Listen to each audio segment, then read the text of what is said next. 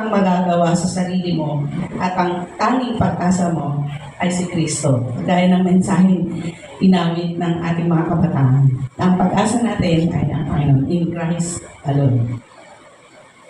Na siyang tagapagligtas sa ating mga kasalanan. So sumasampalataya kay Kristo lamang para sa iyong kaligtasan.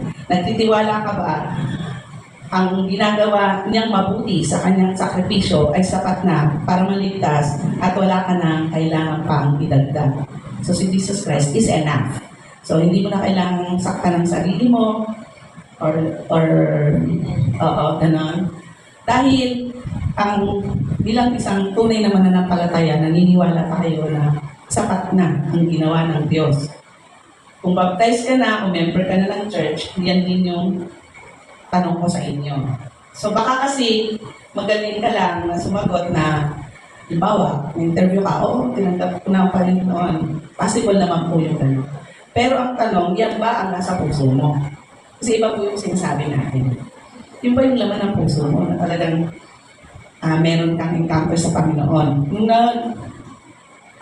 nag-retreat po kami ng mga CYM, kasama po ko doon sa pag-trace ng journey.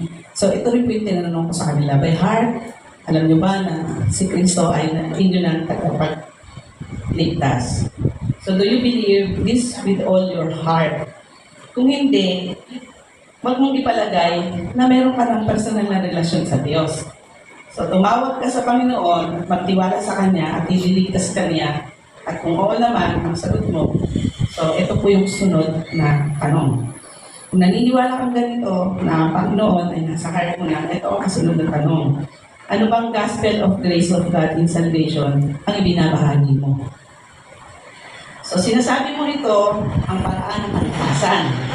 E bakit hindi ito ibinabahagi sa iba? Lalo na sa mga kaibigan, mag-anak, na minsan sa anak pa natin mismo. Kapag inanayahan mo sila sa church, tapos sumasama sila, kasi ang sinasabi nila, sige, pare-pareho naman tayo ng pinaniniwalaan na isang Diyos. Isa naman. Oo, tama naman yun. Pareho lang ng pinaniniwalaan.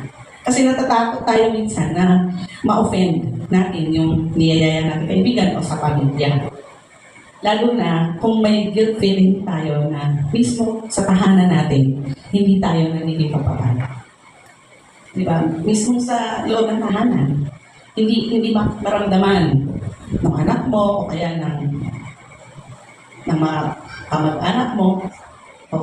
Kasi wala naman silang nakikita ng pagbabago. Yun po yung binigyan natin ng emphasis dun sa huli last Sunday na may transformation po dapat. Kaya minsan hindi tayo nagiging magandang testimony sa mga kamag-anak, kaibigan, anak, o sa magulang natin. Kasi walang nakikita ang pagbabago sa buhay natin. Hindi nagmamanifest yung pagiging buhay Kristiyano mo. Pero iba din naman, yung nagsusumikap ka, na iayos ang buhay mo.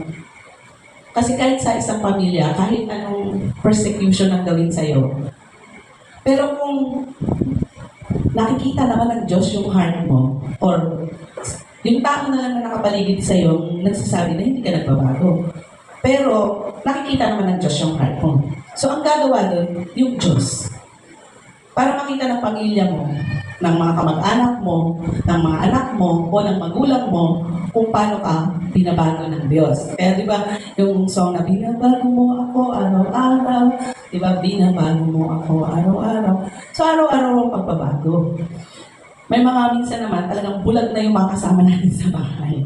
Pinakikita na ng Diyos kung paano ang Diyos ay gumagawa sa buhay ng kasama mo sa bahay or what, pero hindi naman niya nakikita. Pero, ang sigurado doon, kung tiyak na meron ka talaga Kristo sa buhay mo, kahit ano pang gawin, never na matatapos ang buhay natin dito sa mundo na hindi nila nakita ang kaluwalhatian ng Diyos sa pamamagitan ng buhay mo. Kung talagang totoong binago ka ng Diyos at ikaw ay patuloy na nagsusumikap. Kasi lahat po tayo, hindi perfect. Wala namang perfectong tao, diba? Pero nagsusumikap po tayo.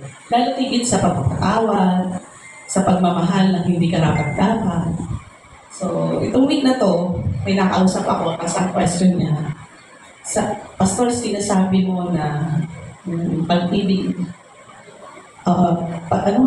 mahalin mo yung kaaway mo or ibigin mo. Yung naiinis ka dun sa, para maging magalang. Pero ang question niya, paano kung niyuyura ka na yung pagkatao mo, binabastos ka na, pero iibigin mo pa rin ba? Sabi ko, opo. So, ang question niya, hindi ko baka plastic ka nun kasi naiinis ka na sa kanya dahil sa ginagawa sa iyo ng Diyos. Ang sagot ko po, hindi ka plastic ka yun. Kasi, yung little things na kabutihan na ginagawa natin sa ating kapwa, baka yun ang makapagpabago sa kanya. Hayaan mo na lang siyang magalit sa'yo, hindi sa'yo. Pero pakitaan pa rin ang mabuti. Kasi ako po, naranasan ko po talaga yun. Actually, nag-share ako dun sa taong kausap ko. Kung paano ako nakalubog ka na sa puti hanggang dito. Ginagalit pa yun. Wala ka pang nilulubog.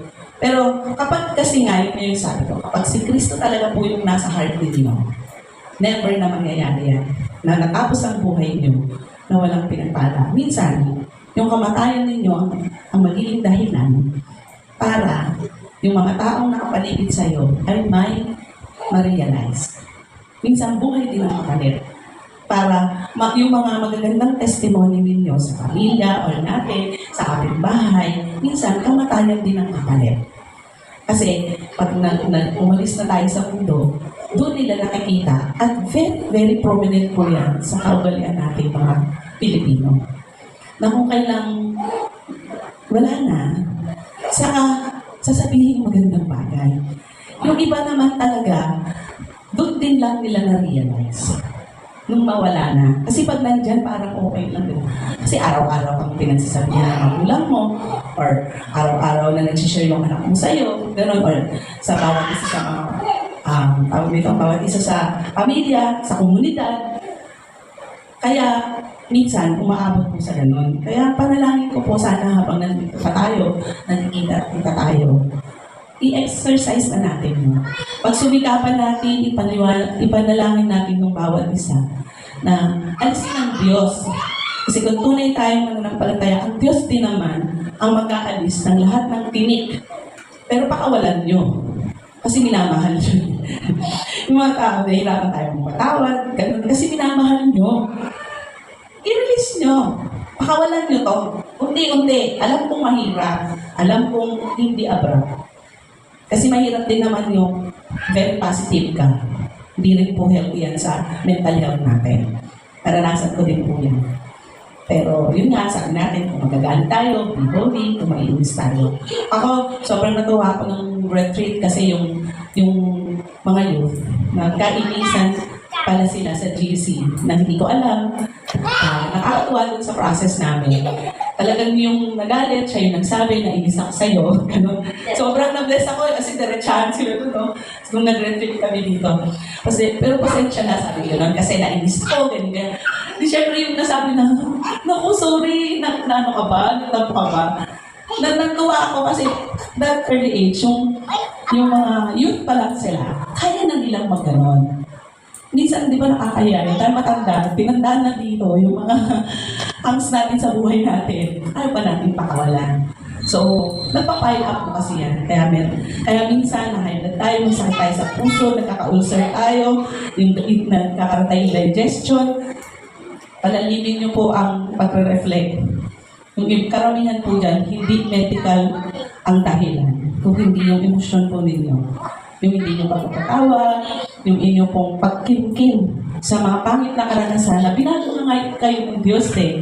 Di ba? Yung sinasabi nga natin, once na tinanggap natin ng Panginoon, meron tayong pagbabago sa ating buhay.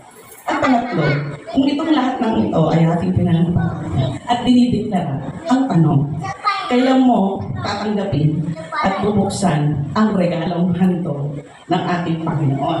Yun nga yung sinabi ko, tinanggap, pero itinago, hindi binuksan. So, paano ma-appreciate yung regalo ng Diyos? sa inyo. Pag-ibig, pagmamahal, paano mo yun magagawa? Nakatago sa kahon ng regalo na binigay sa iyo ng Diyos.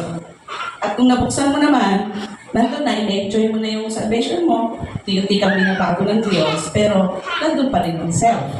Kasi ayaw mong mag-participate sa mga gawain na sa tingin natin, yun ang magpapalaro sa atin bilang mga mananampalataya. Bakit tayo may prayer meeting? Bakit tayo may Bible study? Kasi yun yung mga pagkain natin para lumago tayo spiritually. Sa pagbabasa ng Bible, ririnig natin na ang Diyos ang nagsasalita. Sa prayer meeting o panalangin natin, tayo naman ang humihiling sa Panginoon. Kaya, kailan pa? Kailan natin itatalaga yung ating mga sarili, yung ating buhay sa Panginoon? Kapag nahuli na po ba ang lahat? Kailan pa? Nakaratay na tayo sa higaan, saka natin bibigli tayo gustong mag-participate. Naiingit tayo dun sa mga nakaka-attend ng service, nagpa-Bible study. Nung may chance tayo, binabaliwala natin ito eh. So, kailan natin ibibigay yung buhay natin, yung lakas natin. Mamaya sa closing song, kakatayin po natin yung kailan pa. So, sabi sa song, kailan pa ibibigay ang buhay mong lakas? Sa Kanya na nagbigay sa iyo ng buhay na wagas. Ang pangalan ng banal, kailan itatanya kung wala ng pagkakataon at hulinaan lahat. Diba? Kailan tayo mag-share? Sabi ko naman, hindi naman kailangan na pag nakita mo yung kaibigan mo, dahil tanong yung Bible, kapatid, malapit nang dumating ang Panginoon. Hindi naman kailangan ganon. Yun na lang ang sabi ko, yung buhay ninyo. Buhay natin, maging testimony sa mga katrabaho natin. At yung nakikita na kahit magulo na lalo na sa office, maraming intriga dyan. Yung testimony mo na bilang isang Kristiyano. Diba? Doon yung makikita. Ngayon, kailan ka magsasalita? Kaya ngayon, pangalawang question, kung ito yung pinananampalatayanan mo.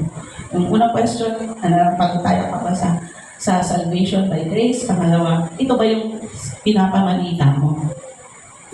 Nai-relay mo ba sa Panginoon? Paano mo masasabi or maihayag ang salita ng Diyos kung yung buhay mo, hindi mo pa rin pinagkakalob sa Panginoon? Nakapag ang araw ay lumipas na, sabi natin sa kanta, makuha mo pa kaya ay paglikuran ng Panginoon. So, ang challenge, kung hindi ngayon, kailan pa? Dinagdagan ko yan. Kung hindi ngayon, kailan pa? Sana, nauna. So, may karton na yung kanta. Kasi yung challenge, kung hindi ngayon, kailan pa? Siyempre, ang challenge na mag-isip kayo kung kailan. Pero baka hanggang gano'n na lang yung maging challenge. Isip ka na lang isip kung kailan ka magtatalaga ng iyong buhay at maglilingkod sa Panginoon. Kaya, kung hindi ngayon, kailan pa, dapat nauna. Amen.